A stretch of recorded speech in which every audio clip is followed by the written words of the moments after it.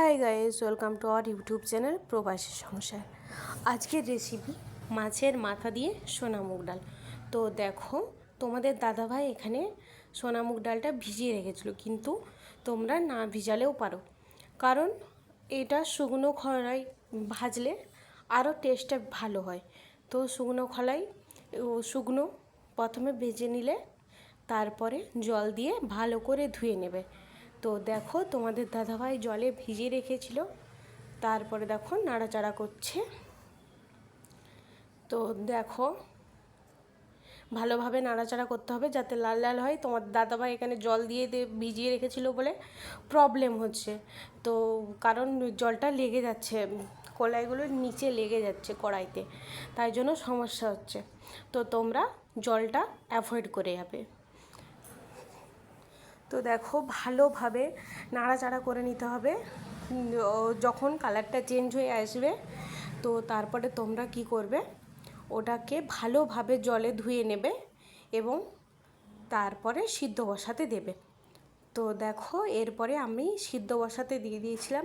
তো দেখো, আমার খুব সুন্দরভাবে ডালটা সিদ্ধ হয়ে গেছে। এরপরে দেখো, মাছের মাথাটা নিয়েছি আমরা দুজন, ওই জন্য বেশি দরকার হয়নি, আমরা একটাই নিয়েছি। তোমাদের যে যেমন বাড়িতে লোক আছো তেমন পরিমাণে নেবে।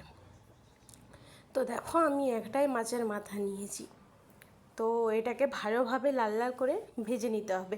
এক পাশটা দেখো ভালোভাবে ভেজে নিচ্ছি, এরপরে দেখো আবার এক পাশ ভালোভাবে লাল লাল করে ভেজে নিতে হবে, যাতে না ভিতরে কাঁচা আঁশটে গন্ধটা রয়ে যায়। এরপরে দেখো কিভাবে ডালটা করবে। তো প্রথমে নিরামিষ ডাল করব, তাই জন্য একটু হালকা আদা দিয়ে, একটু কাঁচা কাঁচা অবস্থায়, আদাটা যখন কাঁচা অবস্থায় থাকবে হালকা, তখন কিছুটা হিং দিয়ে দেব টেস্টের জন্য, গন্ধটা যাতে ভালো হয়। তো দেখো, দিয়ে নেড়ে নেওয়ার পরে এবারে আমি ডালটা দিয়ে দেব। ডালের সঙ্গে ভালোভাবে হিং আর আদাটা নেড়ে চেড়ে নেব, ভালোভাবে মিক্স করে নেব। তো দেখো, আমার এখানে একটু জলের পরিমাণটা কম মনে হওয়াতে আমি আর একটু জল দিয়ে দিয়েছিলাম। এবারে দিয়ে দিচ্ছি মাছের মাথাটা। তো ভালো করে আমি মাছের মাথাটাকে ভেঙে নিয়েছি। তো এরপরে দেখো, আমি একটু ডালের মধ্যে দিয়েও কিছুটা ভেঙে নিয়েছিলাম, একটু বড় বড় রয়ে গেছিলো। তো এরপরে দেখো, ভালোভাবে ফুটিয়ে নিতে হবে ডালটা। তো ভালোভাবে ফুটিয়ে নিয়েছি আমি, দেখে নাও।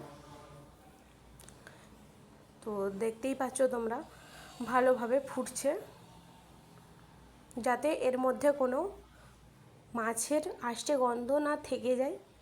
তো এর জন্যই ভালোভাবে ফুটিয়ে নিতে হবে। তো দেখো